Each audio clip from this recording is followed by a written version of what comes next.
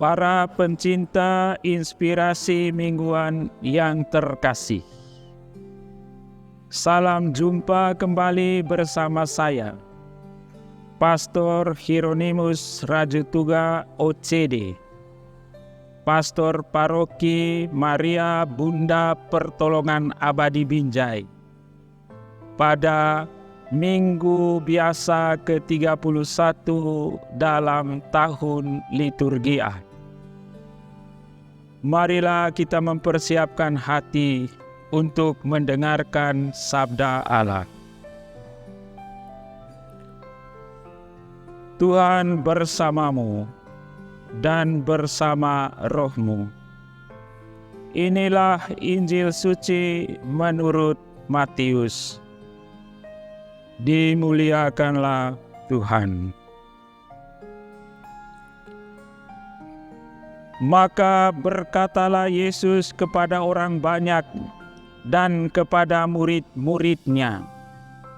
Katanya, ahli-ahli Taurat dan orang-orang Farisi telah menduduki kursi Musa. Sebab itu, turutilah dan lakukanlah segala sesuatu yang mereka ajarkan kepadamu. Tetapi janganlah kamu turuti perbuatan-perbuatan mereka, karena mereka mengajarkannya, tetapi tidak mereka melakukannya. Mereka mengikat beban-beban berat, lalu meletakkannya di atas bahu orang, tetapi mereka sendiri tidak mau menyentuhnya. Semua pekerjaan yang mereka lakukan hanya dimaksud supaya dilihat orang. Mereka memakai tali sembahyang yang lebar dan jumbai yang panjang.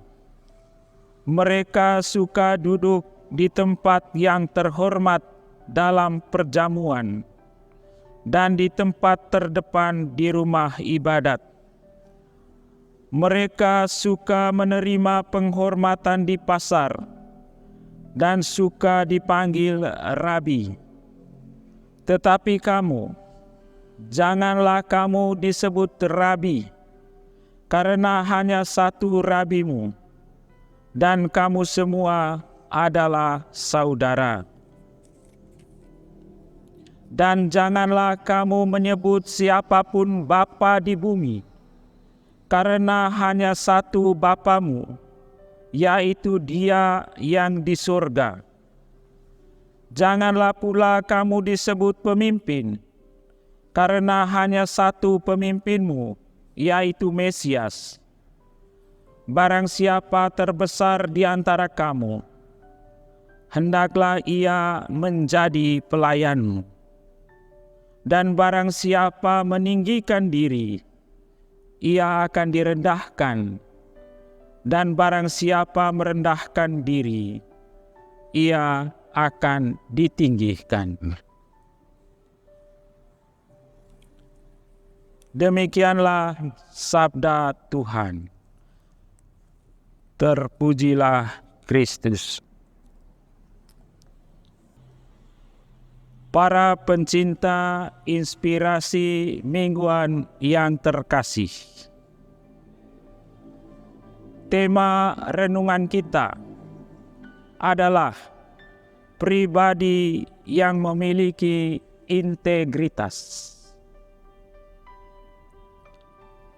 Pada suatu sore, ayah mengajak anak gadisnya duduk di teras rumah untuk bercakap-cakap dengannya.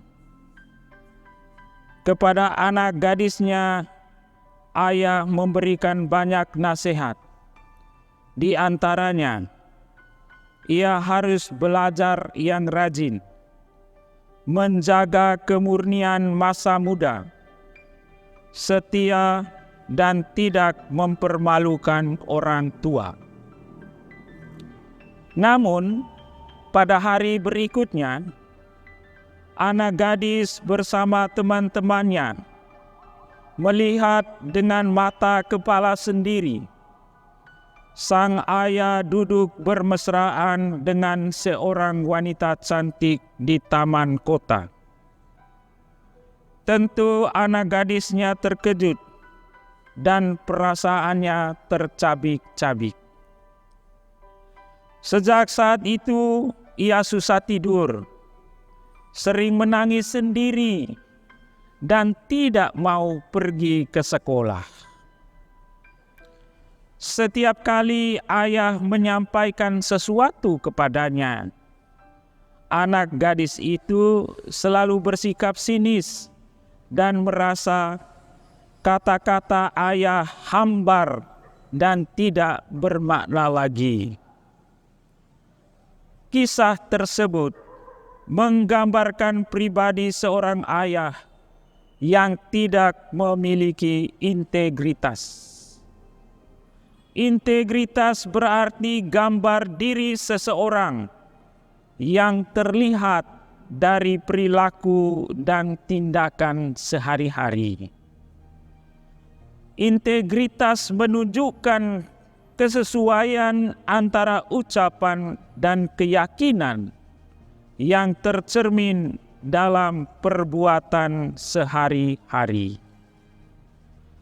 Para pencinta inspirasi mingguan yang terkasih, sesudah pembuangan, Israel mengalami krisis yang besar.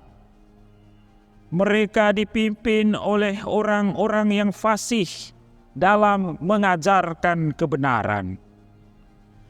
Namun Nabi Maleakhi mengkritik mereka karena apa yang mereka ajarkan tidak mereka amalkan dalam hidup.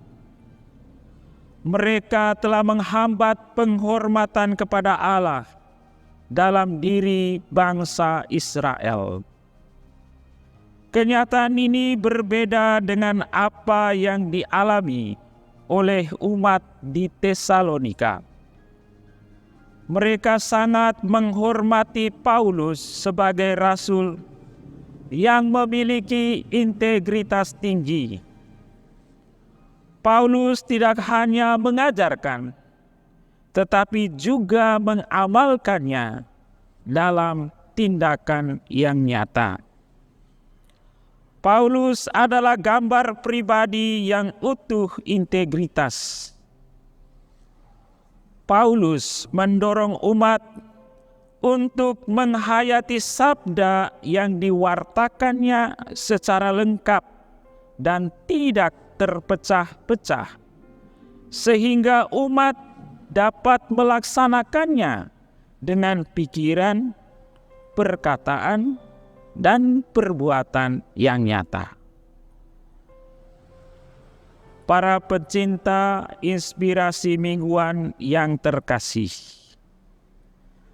dalam perjalanan karya pewartaannya, Yesus seringkali berhadapan dengan para pemuka agama dan pemimpin Yahudi yang tidak memiliki integritas diri.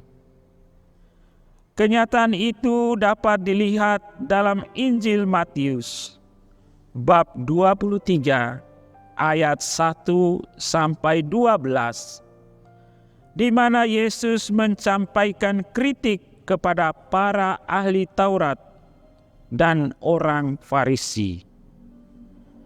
Di satu pihak, Yesus mengakui jabatan mereka sebagai pengajar dan penafsir hukum serta guru-guru masyarakat. Hukum Musa dijadikan alat untuk memperkokoh kedudukan dan jabatan seseorang dalam masyarakat Yahudi. Yesus melihat jabatan yang mulia telah diselewengkan dan ditempati oleh orang-orang jahat. Bila keadaannya sudah seperti ini, maka orang-orang yang membangku jabatan itu tidak akan dihormati karena mereka telah mencemari kedudukan mereka. Cara mereka yang duduk di kursi Musa mengalami kemerosotan.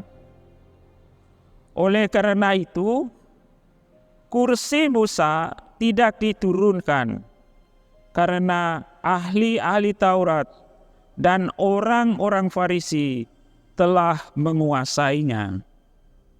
Lebih baik mereka dibiarkan sampai waktu pengadilan tiba. Yesus menyimpulkan, turutilah dan lakukanlah segala sesuatu yang mereka ajarkan, selama mereka bertugas membacakan dan memberitakan hukum yang diberikan oleh Musa. Selama para ahli Taurat dan orang-orang Farisi mengajarkan penghormatan kepada Allah dan penghargaan kepada manusia, ajaran mereka sungguh mengikat dan berlaku secara kekal. Namun, Yesus mengingatkan bahwa setiap orang harus bijaksana dan waspada terhadap sikap ahli Taurat dan orang Farisi yang membangun pagar di sekeliling hukum Taurat. Mereka tidak mengendorkan satupun hukum maupun peraturan. Bahkan mereka meletakkannya pada pundak orang lain sebagai beban yang harus dipikul dan dijalankan. Sementara mereka hanya berpangku tangan saja. Di sini Yesus menegaskan bahwa mengajar saja tidak cukup kalau tidak disertai dengan penghayatan dan pengamalannya dalam hidup. Yesus mengingatkan para pengikutnya bahwa mereka mempunyai seorang guru, yaitu Yesus Kristus, dan satu Bapa dalam iman, yaitu Allah. Para pencinta inspirasi mingguan yang terkasih, pengajar yang benar adalah pengajar yang lebih dahulu dijiwai oleh kebenaran Allah dan kemudian mengajarkannya kepada orang lain. Ia tidak hanya sekedar tahu kebenaran sebagai pengetahuan, melainkan juga harus lebih tahu tentang kebenaran sebagai pengalaman dan penghayatan hidup. Jikalau pola hidup orang Farisi diwujudkan dengan berpakaian dan bertindak sedemikian rupa, sehingga menarik perhatian orang pada diri mereka. Tidak demikian halnya dengan para pengikut Yesus. Seluruh pola hidup pengikut Yesus adalah menghapuskan diri sendiri, supaya jika orang melihat perbuatan yang baik, mereka memuliakan Bapa di surga. Para pencinta inspirasi mingguan yang terkasih, seringkali orang mau agar kata-katanya didengar dan dituruti orang lain.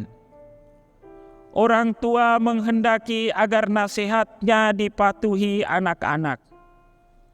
Mereka marah kalau anak-anak tidak menuruti, bahkan melawannya.